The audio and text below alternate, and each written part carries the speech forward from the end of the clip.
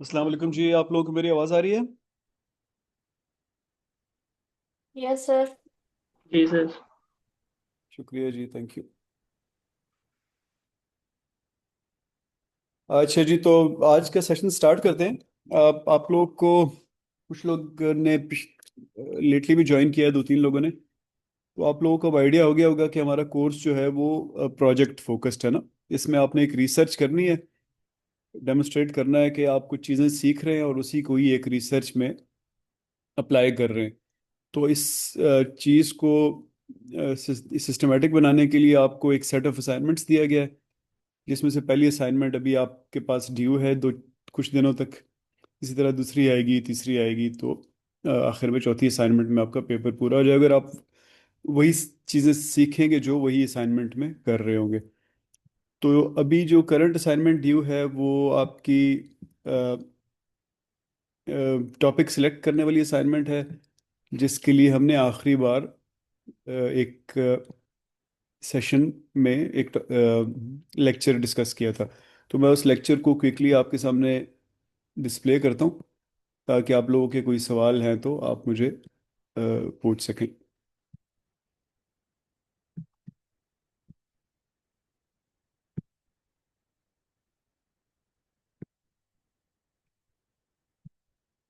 अच्छा जी, तो ये था रिसर्च टॉपिक, इसका नाम था।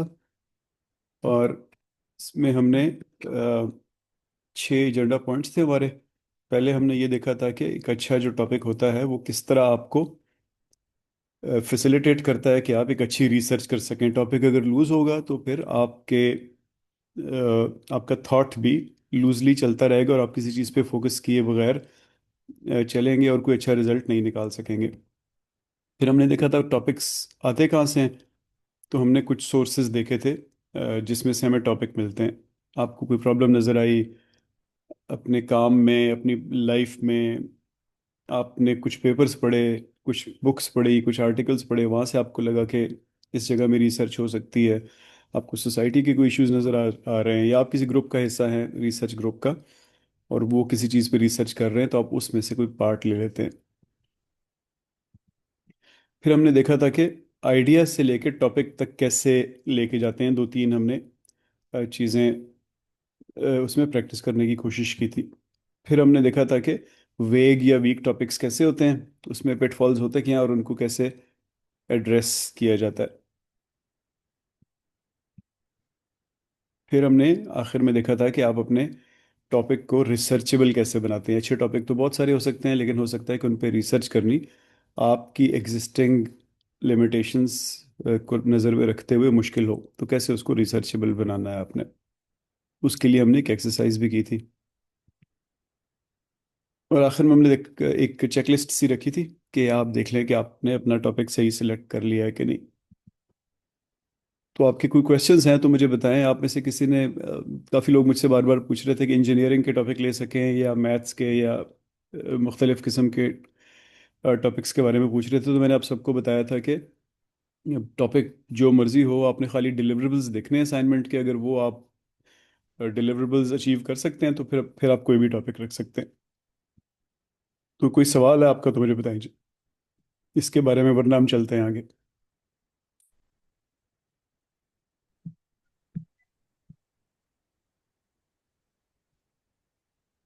ठीक है, कोई सवाल नहीं है तो हम आज का टॉपिक शुरू करते हैं।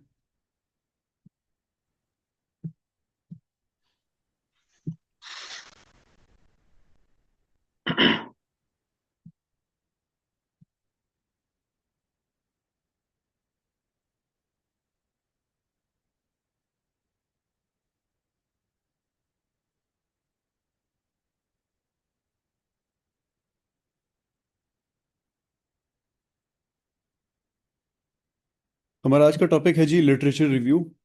अब आप अपने प्रोजेक्ट के कॉन्टेक्स्ट में देखें ना, तो आप कुछ दिनों तक आपने अपना एक टॉपिक सेलेक्ट कर लिया होगा। वो टॉपिक फेयरली फोकस्ड होगा। उस टॉपिक को पढ़ के ही पता चल रहा होगा कि रिसर्च किस नेचर की होगी, इसमें क्या कुछ किया जाएगा और इससे निकलेगा क्या। तो जो नेचुरल सेकंड स्टेप बनता है टॉपिक सेलेक्ट करने के बाद, वो होता है लिटरेचर को रिव्यू करना। यानी बेसिकली ये देखना कि आपके अलावा आपसे पहले दुनिया में कौन लोग इस टॉपिक पे क्या क्या काम कर चुके हैं, ताकि आप उसी के ऊपर अपनी रिसर्च को बिल्ड करें।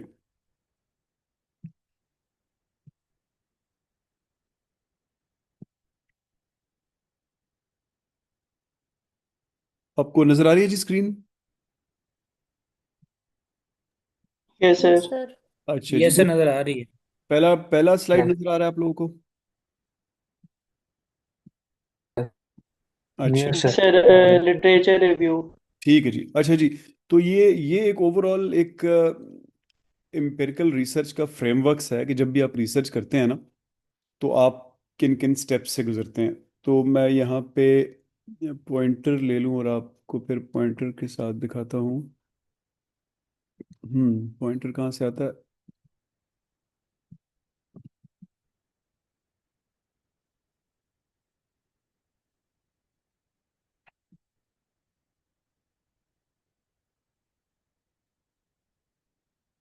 अच्छा जी, तो आप देखें इसमें ना सबसे पहले ये पहला जो बॉक्स है जिसके अंदर पिंकिश कलर के डब्बे बने हुए हैं, इसमें आप क्या करते हैं कि आप एक टॉपिक ढूंढने की कोशिश करते हैं। आप नीचे देखें, इसके बिल्कुल सेंटर में ना डार्क मरून या रेड में रीड लिटरेचर लिखा हुआ है। तो इसका मतलब है कि आपको टॉपिक ढूंढते हुए भी कुछ ना कुछ पढ़ना पड़ता है ताकि आप एक अच्छे टॉपिक पे पहुंच सकें। फिर इससे आप आगे जाते हैं तो ये जो ब्लू कलर के लाइट ब्लू कलर के चार पांच डब्बे बने हुए हैं, ये एक और सेट है जिसमें आप मुख्तलिफ किस्म के कंपोनेंट्स ने टॉपिक के, यानी उसको ब्रेक डाउन करते हैं कि इसके अंदर क्या क्या पार्ट्स हैं जिनको हम वेरिएबल्स कहते हैं। इससे पहले आप एक कॉन्सेप्चुअल फ्रेमवर्क या अपने टॉपिक को एक कह लें कि एक डायग्राम की शक्ल में लिख चुके होते हैं, जो कि हम इंशाल्लाह सब चीज़ें करेंगे। इसके लिए भी आपको बहुत सारे पेपर पढ़ने पड़ते हैं। फिर उसके नीचे डार्क ब्लू कलर के दो डब्बे बने हुए हैं जिसमें आप अपना रिसर्च क्वेश्चनियर या जो भी इंस्ट्रूमेंट आप इस्तेमाल कर रहे हैं वो डेवलप करते हैं, और ये प्रूव करते हैं कि ये आपका जो इंस्ट्रूमेंट है या क्वेश्चनियर है ये ठीक है बिल्कुल, और इससे आपका टॉपिक रिसर्च हो जाएगा। इसमें भी आप बहुत सारे पेपर पढ़ते हैं। इसी तरह सबसे आखिर में आप डेटा कलेक्ट करके उसको एनालाइज करके इंटरप्रेट करके कंक्लूजन्स ड्रॉ करते हैं और अपने पेपर को पब्लिश करते हैं। तो उसके लिए भी आपको बहुत सारा लिटरेचर पढ़ना पड़ता है। अब हम यहाँ से आगे जो आज के बाद हमारी क्लासेस चलेंगी, तो हम ये जो आपके सामने बड़ा सारा डायग्राम बना हुआ है, हम इसी को लेके चल रहे होंगे एक एक स्टेप। यानी कि अब अभी तक हम ये वाला पार्ट कर चुके हैं, ये पिंकिश सा जो है, या पता नहीं क्या रंग है, फूशा रंग है ये।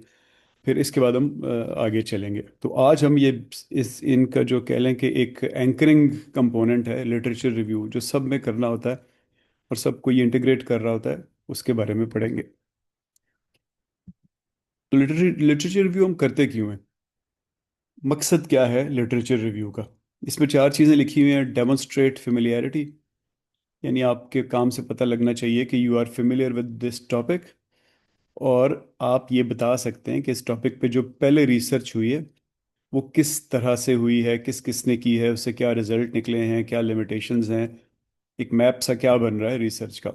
फिर आप उन सब इन सब जो चीज़ें आपने लिटरेचर से निकाली और जो काम आपने किया उसको इंटीग्रेट करते हैं, यानी इकट्ठा करते हैं और समराइज करते हैं, और आप ये डेमोन्स्ट्रेट करते हैं कि आप दूसरों से आप सीखते हैं। अब यहाँ पे आप लोगों के लिए ये समझना बड़ा ज़रूरी है कि लिटरेचर रिव्यू एक समरी नहीं होती है। ऐसा नहीं होता कि आपने कोई पेपर पढ़ लिया और उसके बारे में दो पैराग्राफ की समरी लिख दी, बल्कि ये क्रिटिकल सिंथेसिस सा होता है। आप इसके थ्रू कॉन्टेक्स्ट इस्टेब्लिश करते हैं, अपनी रिसर्च की रैशनल इस्टेब्लिश करते हैं कि मेरी रिसर्च होनी चाहिए। फिर आप ये बताने की कोशिश करते हैं अपने प्रोफेसर्स को या जहाँ भी आप पब्लिश करना चाहते हैं कि आप एग्जिस्टिंग स्कॉलरशिप जो है इस टॉपिक पे उसको समझते हैं। आपको पता है कि इस टॉपिक में डायलॉग कैसे चल रहा है। आप गैप आइडेंटिफाई करते हैं। आप मुख्तलिफ स्टडीज़ में अगर कोई कॉन्ट्रडिक्शंस हैं या कंसेंसस है उसको सामने लेके आते हैं। इसी तरह आप अपनी जो आपने इससे पहले एक रिसर्च टॉपिक सेलेक्ट किया ना, तो अब बहुत सारा लिटरेचर पढ़ के हो सकता है कि आप उसको रिव्यू करें, उसको रिफाइन करें, और आप बेसिकली ये भी अल्टीमेटली डेमोन्स्ट्रेट करते हैं लिटरेचर रिव्यूज़ की मदद से कि अब आपने क्या किया है। जो ओवरऑल एक डायलॉग चल रहा था इस सारे टॉपिक पे पूरी दुनिया में, तो उसमें आपकी कंट्रीब्यूशन क्या है। तो लिटरेचर रिव्यू एक इस सेंस में आप लेके चल रहे होते हैं बेसिकली। इट्स आप ये समझें कि आप एक इंटरनेशनल स्कॉलर्स की कन्वर्सेशन को ज्वाइन कर रहे हैं, उसका हिस्सा बन रहे हैं, जो ऑलरेडी इन प्रोग्रेस है। तो आपको पता होना चाहिए कि किसने क्या कहा, कब कहा, एंड क्यों कहा। और फिर उसमें आपकी आवाज़ भी शामिल हो जाती है। तो गोल्स आपके जहन में बड़े क्लियर होने चाहिए। ऐसा नहीं होता कि आप सिर्फ समरी बनाते हैं और लिख देते हैं। लिटरेचर रिव्यू की बहुत सारी टाइप्स होती हैं जी। यहाँ पे आपके सामने कुछ टाइप्स लिखी हुई हैं। कितनी टाइप्स लिखी हुई हैं? 6। Sir, 6 type. 6। जी, आपके सामने ना 6 टाइप्स लिखी हुई है ना। 6 टाइम। अब मैं आपको इनमें से दो तीन टाइप्स के बारे में बताता हूँ, आपको आइडिया होगा कि यह एक दूसरे से बहुत मिलती जुलती हैं। और आप बेसिकली सब कुछ ही कर रहे होते हैं इनसे। ये टाइप्स तो 6 हैं, लेकिन आप इनके सारे ही काम कर रहे होते हैं। जैसे कि सबसे पहला लिखा हुआ है systematic literature review. It follows a clear and systematic methodology for collecting and analysing papers to reduce bias. तो सिस्टमैटिक, इसको हम थोड़ी देर में डिटेल में भी देखते हैं। आइडिया ये है कि आप जब लिटरेचर रिव्यू करें तो आप उसको डिफेंड कर सकें कि मैंने ये वाला लिटरेचर क्यों रिव्यू किया है। यानी उसके अंदर कोई बाइस नहीं होगी, कोई और भी करना चाहेगा तो ऐसे ही करेगा।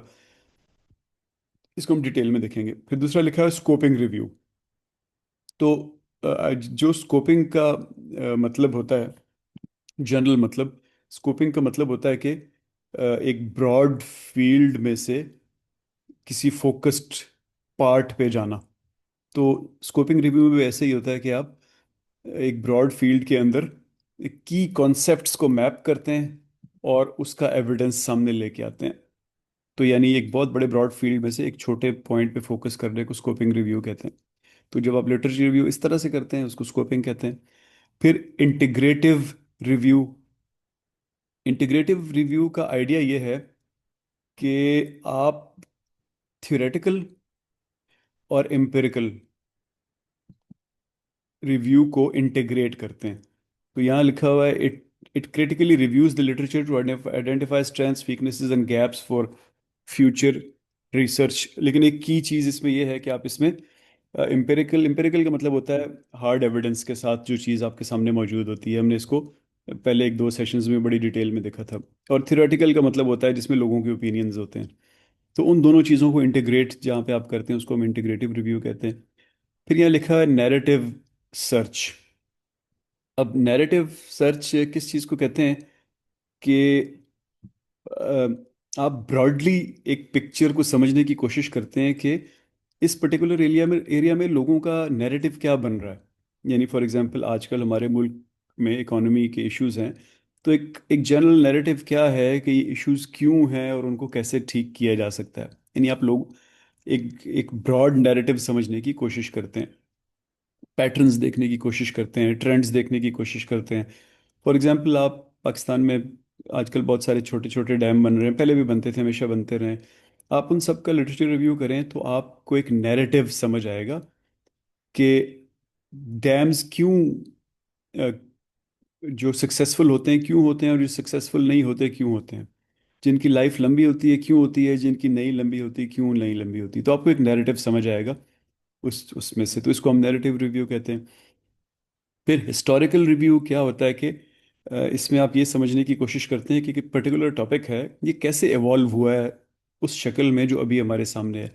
जैसे फॉर एग्जांपल आप एग्जांपल्स लें बहुत सारे रिलीजन्स की, और आप कहें कि मैं कंपैरेटिव एनालिसिस करना चाहता हूँ कि रिलीजन कैसे इवॉल्व हुए हिस्टोरिकली। तो फिर आप शायद कोई 10,000 साल पुराने जो रिलीजन्स हैं सबसे पहले उनको देखेंगे, ओल्ड रिलीजन्स को, ओल्ड गॉड्स के रिलीजन को। फिर हिंदुइज्म को देखेंगे, फिर आहिस्ता आहिस्ता जोरास्ट्रियंस को देखेंगे, ज्यूज को देखेंगे, क्रिश्चियंस को, क्रिश्चियन से पहले बुद्धिस्ट को, फिर क्रिश्चियंस को, फिर क्रिश्चियंस के बाद इस्लाम को देखेंगे। इस्लाम के बाद जो आजकल नए वर्जन्स रिलीजन्स के आ रहे हैं जिनमें सोसाइटी और इकोनॉमी बहुत ज़्यादा फिट हो रही है, तो उनको देखेंगे। तो आप प्रॉब्लली इससे रिलेट कर सकेंगे कि जो एग्जिस्टिंग सोसाइटल इश्यूज हैं रिलीजन उसको एड्रेस करने की कोशिश करता है। तो आपको एक हिस्ट्री बिल्ड होती हुई नज़र आएगी कि लोग रिलीजन को किस नज़र से देखते थे। पुराने रिलीजन्स में आपको मल्टीपल गॉड्स नजर आएंगे, जो 3,000 या 3,500 साल से पहले के रिलीजन है। अवतार नजर आएंगे, कि कोई बारिश का होगा, कोई किसका होगा, कोई किसका होगा। फिर जो जो आप करीब आते जाएंगे तो आपको मोनोथेइस्ट यानी एक खुदा वाले रिलीजन नजर आने शुरू होंगे। फिर उससे आगे आएंगे तो आपको स्पिरिचुअलिटी वाले रिलीजन नजर आने शुरू हो जाएंगे, बुद्धा एंड ऑल दैट। और फिर उससे मजीद आगे आएंगे तो आपको सोसाइटल इश्यूज को एड्रेस करने वाले रिलीजन नजर आने शुरू हो जाएंगे। तो आप इसमें एक हिस्टोरिकल रिव्यू ले सकते हैं। इसी तरह जो छठा है, इसमें लिखा हुआ है मेटा सिंथेसिस। छठी टाइप मेटा सिंथेसिस में लिखा हुआ है कि it integrates, interprets and synthesizes qualitative findings from individual qualitative studies। यानी ये फोकस्ड है सिर्फ क्वालिटेटिव स्टडीज पे, इसमें एम्पिरिकल या क्वांटिटेटिव स्टडीज शामिल नहीं होती हैं। तो उसका जो आप रिव्यू करते हैं उसको हम मेटा एनालिसिस कहते हैं। अब ये साथ जो एक छोटी सी डायग्राम बनी हुई है इसमें, जस्ट मैं आपको ये दिखाना चाह रहा हूँ कि सिर्फ ये 6 टाइप्स नहीं है, बल्कि दर्जनों और टाइप्स भी हैं लिटरेचर रिव्यू की। लेकिन जब आप लिटरेचर रिव्यू कर रहे होंगे तो आपको समझ आएगी कि आप हर एक का कोई ना कोई पार्ट आप भी फॉलो कर रहे हैं। एक और बड़ा लिटरेचर रिव्यू का टाइप है जिसको कहते हैं मेटा एनालिसिस। यानी ये नंबर 6 तो मेटा सिंथेसिस है ना, एक होता है मेटा एनालिसिस। तो उसको भी हम थोड़ी देर में देखते हैं कि वो क्या होता है। तो बल्कि अभी सबसे पहले यही आ गया, लिटरेचर मेटा एनालिसिस। तो ये क्या होता है, ये ब्लू बॉक्स में जो लिखा हुआ है, it is combining results of multiple individual studies with statistical methods. यानी आप किसी एक टॉपिक पे बहुत सारी स्टडीज को इकट्ठा करते हैं और उन सबको कंबाइन करके बताते हैं कि इस पर्टिकुलर टॉपिक पे दुनिया में आज तक, या जो भी आपने स्कोप बनाया पिछले 20 साल का फर्ज करें आपका स्कोप है, तो उसमें क्या काम हुआ है। तो इसका मेथड कुछ इस तरह होता है कि आप सबसे पहले लोकेट करते हैं सारी पोटेंशियल स्टडीज जो कि आपके टॉपिक से रिलेटेड होती हैं।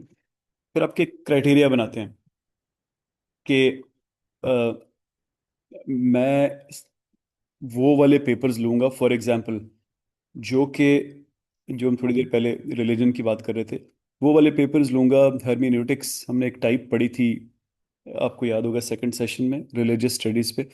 तो मैं हर्मेन्यूटिक्स में वो वाले पेपर्स लूंगा जो मोनोथीइस्ट रिलीजन्स के बारे में बात करते हैं। तो आपने क्या किया कि स्क्रीनिंग शुरू कर दी। फिर उसके अंदर भी आप कहते हैं कि मैं उन पे मैं वो वाले पेपर्स पढ़ूंगा जो रिलीजन के अंदर, मोनोथीइस्टिक रिलीजन्स में स्पिरिचुअलिटी की बात करते हैं। तो वहाँ पे आपको फिर इस्लाम में आप आएंगे, आपको सूफीज़्म मिल जाएगा।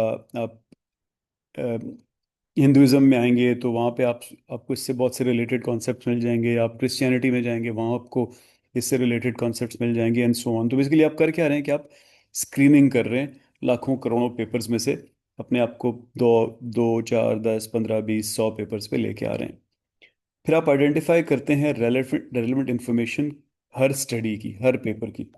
उसके लिए कभी आप फॉर्मेट बना लेते हैं, कभी आप उनके अंदर से थीम ढूंढने की कोशिश करते हैं। आइडिया ये है कि सबके अंदर से रेलेवेंट आपका डेटा आपके पास आ जाए।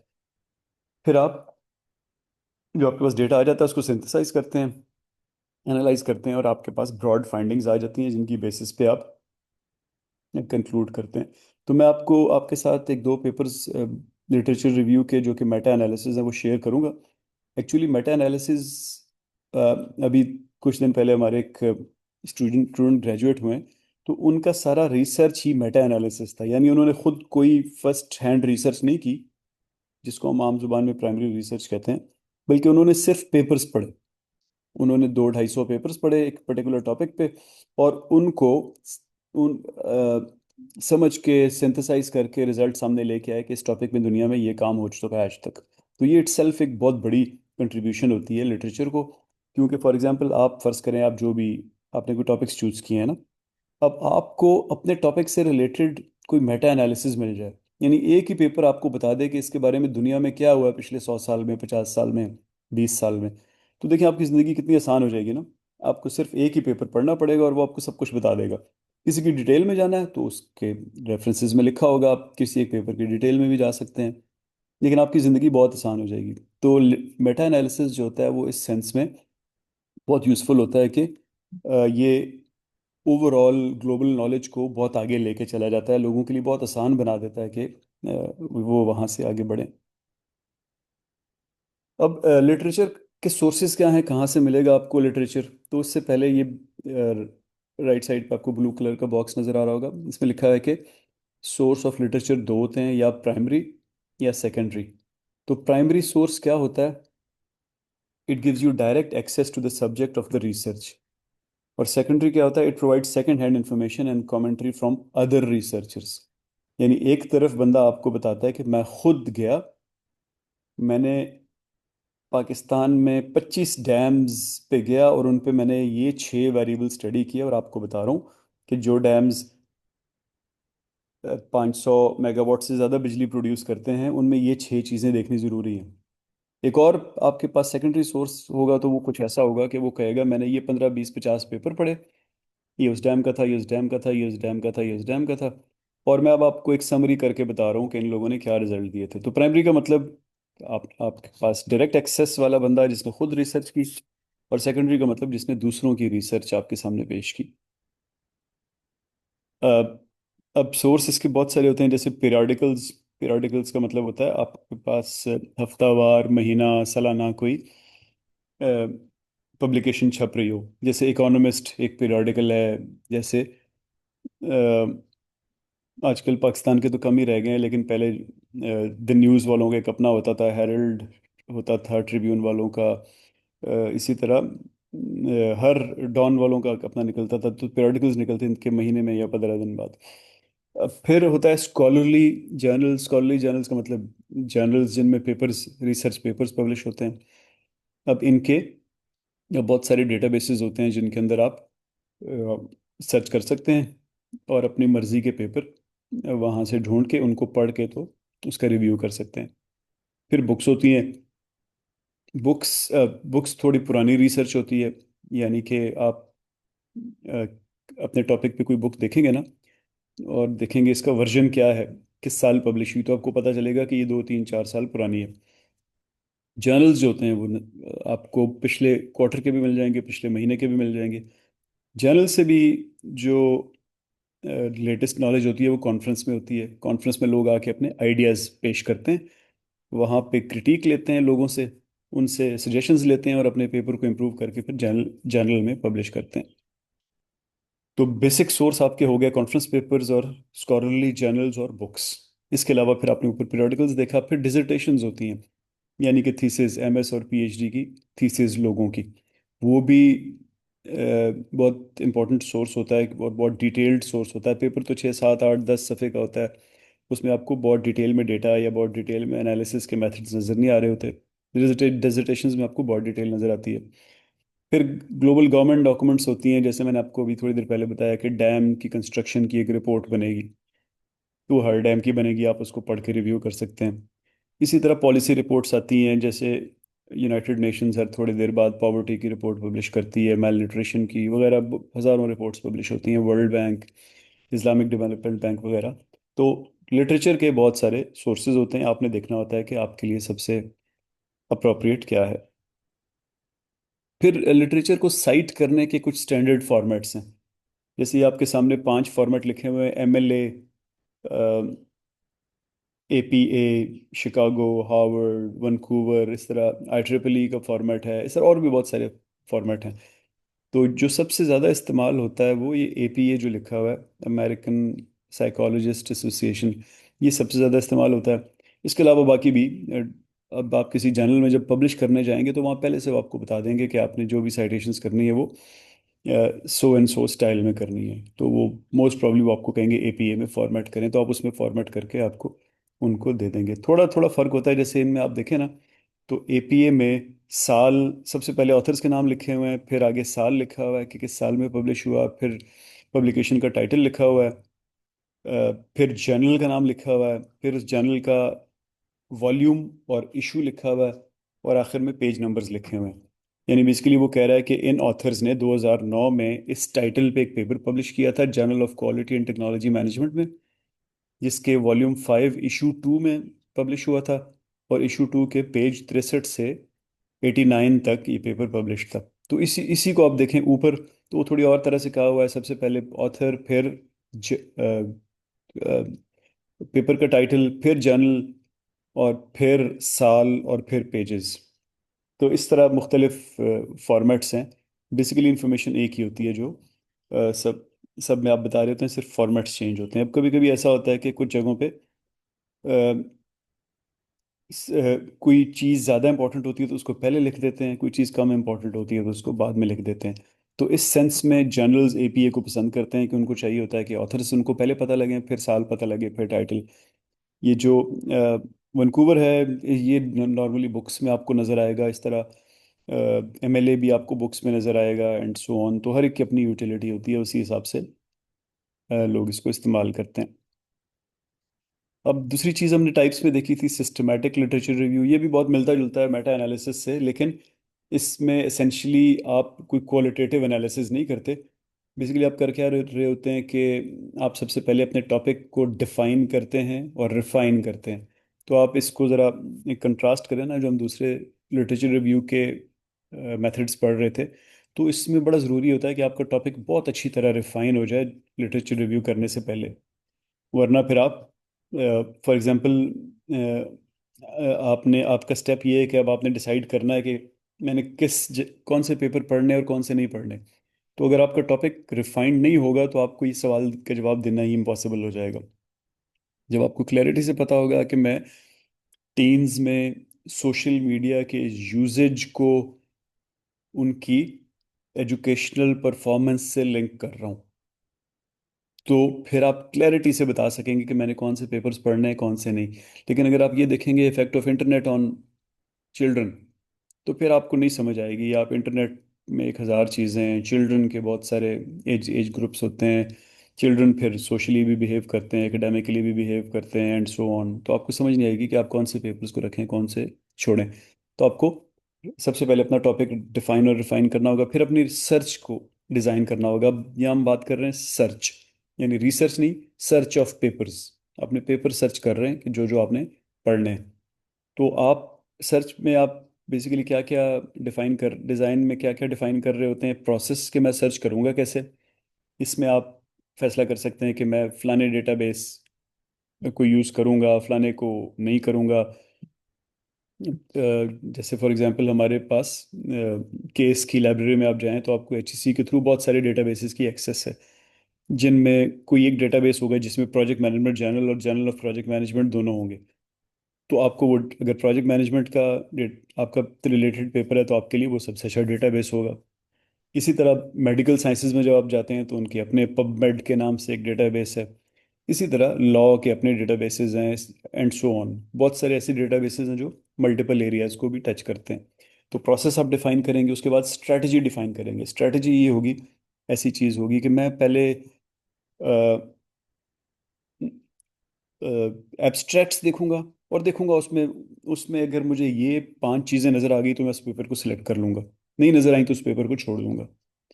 या आप कह सकते हैं मैं सिर्फ वो पेपर सिलेक्ट करूंगा जिसमें थर्ड वर्ल्ड मुल्कों के लोगों के बारे में बात की गई है। तो ये आपकी एक स्ट्रेटजी है, और इसी से आपका इंक्लूजन एक्सक्लूजन क्राइटेरिया भी निकल के आ रहा है कि आपने थर्ड वर्ल्ड को इंक्लूड कर दिया, बाकियों को एक्सक्लूड कर दिया।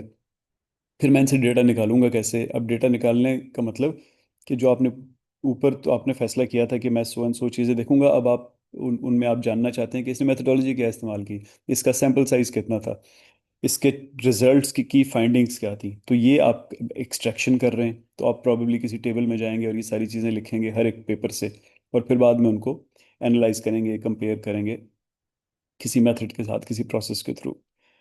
फिर जब आपने ये सर्च डिज़ाइन कर दी, तो अब आप इसको एग्जीक्यूट करेंगे, यानी आप लोकेट करेंगे इन सारे पेपर्स को, रिपोर्ट्स को वगैरह, और उन सब को निकाल के उनमें से रेलेवेंट डेटा निकालेंगे, उसकी क्वालिटी देखेंगे। क्योंकि फॉर एग्जांपल आपको एक पेपर मिला और वो कहता है कि मैंने इंडिया में रिसर्च की कि पिछले 10 साल में इंडिया में वॉशरूम बनाने का एक बड़ा ट्रेंड बना ना। पहले ये था कि उनके वो लोग ओपनली डेफिकेट करते थे, तो गांव में तो चल जाता था, पाकिस्तान में भी लोग करते थे, कोई नहीं पूछता था, लेकिन उन्होंने शहरों में भी ये करते थे तो उन पे बहुत फोकस आया, फिर उन्होंने वॉशरूम्स बनाए। तो आपको एक स्टडी मिली, लेकिन पता चला कि वो स्टडी तो खाली चेन्नई की है, एक पर्टिकुलर शहर की है। तो फिर आप कहेंगे नहीं, ये इसकी क्वालिटी मेरे सेंस में ठीक नहीं है, मैं तो पूरी इंडिया पे बात करना चाह रहा था, तो आप उसको छोड़ देंगे एंड सो ऑन। इसी तरह फिर आपके पास जो पेपर बचे आप उनको एनालाइज करेंगे और कंबाइन करके अ, अपना पॉइंट ऑफ व्यू पेश करेंगे कि मेरे ख्याल में लिटरेचर यहाँ तक पहुँच चुका है।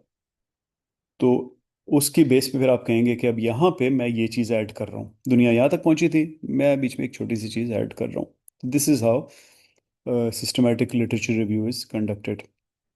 अब कोई रिसर्च आर्टिकल आपके पास आता है तो आप इसको कैसे एवेलुएट करते हैं? आप सबसे पहले उसके टाइटल को देखते हैं और कुछ टाइटल से ही समझने की कोशिश करते हैं कि इस पेपर में क्या बात हुई होगी।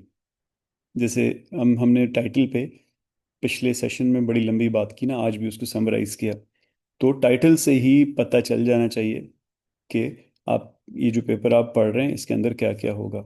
फिर आप उसका एब्स्ट्रैक्ट पढ़ते हैं। एब्स्ट्रैक्ट जो है वो एक समरी सी होती है पूरे पेपर की। नॉर्मली कुछ स्ट्रक्चर्ड एब्स्ट्रैक्ट होते हैं, यानी उनके अंदर 6-7 हेडिंग्स होती हैं, हर एक के आगे एक एक सेंटेंस लिखा होता है। कुछ नैरेटिव में लिखे होते हैं, स्ट्रेट फ्लो में एक पैराग्राफ या 2 पैराग्राफ लिखे होते हैं। तो उनको पढ़ के आपको समझ आ जाती है कि इसमें क्या मिलेगा आपको इस पेपर में। फिर मज़ीद आप अंदर जाना चाहते हैं तो आप आर्टिकल को पढ़ते हैं। इंट्रोडक्शन आपको बहुत ज़्यादा बता देता है, क्योंकि बैकग्राउंड बताता है कि मैं ये रिसर्च कर क्यों रहा हूँ, प्रॉब्लम है क्या। उसके बाद आप स्किमिंग करते हैं। स्किमिंग का मतलब होता है कि हेडिंग्स देख ली। मतलब रीडिंग के मुख्तलिफ स्ट्रेटजीज होती हैं ना। जैसे फॉर एग्जांपल आपको अगर ये बात पता है, इंग्लिश इंग्लिश का रूल है कि एक पैराग्राफ में एक ही टॉपिक पे बात होती है, उसमें दूसरा टॉपिक नहीं आता है। ये इंग्लिश का रूल है, अंग्रेजी लिखने का रूल है। तो आपको जो ही दूसरी लाइन में बात समझ आई कि क्या हो रहा है, फिर आप उस पैराग्राफ को छोड़ देते हैं, क्योंकि आपको लगता है कि मुझे समझ आ गई ये क्या कह रहा है, या आई एम नॉट इंटरेस्टेड। तो उस पैराग्राफ को आप छोड़ देते हैं। इसको स्किमिंग कहते हैं कि आप जल्दी रीडिंग करने की कोशिश करें, बड़ी बड़ी बात समझें। और फिर आप कंक्लूजन पढ़ते हैं कि अच्छा ठीक है, मैंने ऊपर इंट्रो देखा था, बड़ी बड़ी बात देख ली, और आखिर में कंक्लूजन में देख लेता हूँ ये क्या कह रहा है, क्योंकि वो कंक्लूजन एक तरह से रिजल्ट्स को समराइज कर रहा होता है। ये चीज़ पढ़ के नॉर्मली आपको 5-7-10 मिनट लगते हैं ये चीज़ पढ़ते हुए। तो आपको एक आइडिया हो जाता है और आप उसमें फिर नोट्स लेते हैं। और पहले आप फैसला करते हैं कि मैं क्या रिकॉर्ड करूँगा, नोट्स में लिखूँगा क्या।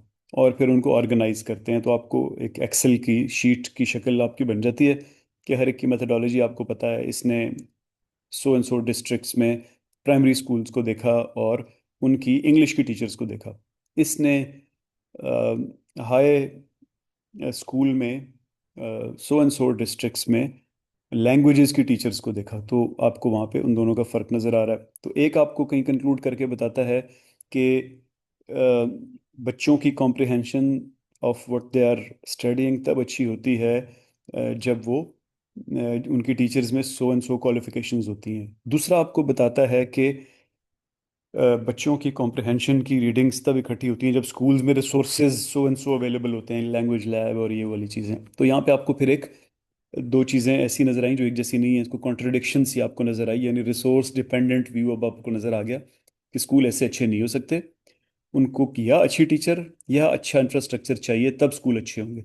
उसके लिए फिर पैसे लगते हैं, फिर आप बजट को स्टडी करने की कोशिश करते हैं एंड सो ऑन। तो इस तरह लिटरेचर आपको किसी चीज़ को डीपली समझने के लिए रास्ता दिखाता है। हमारे पास टाइम ख़त्म होने लगा है, तो मैं इसको ये मीटिंग को एंड करके 1 मिनट के बाद यहीं से मीटिंग, इसी लिंक से मीटिंग दोबारा शुरू करता हूँ। ठीक है जी। Okay sir.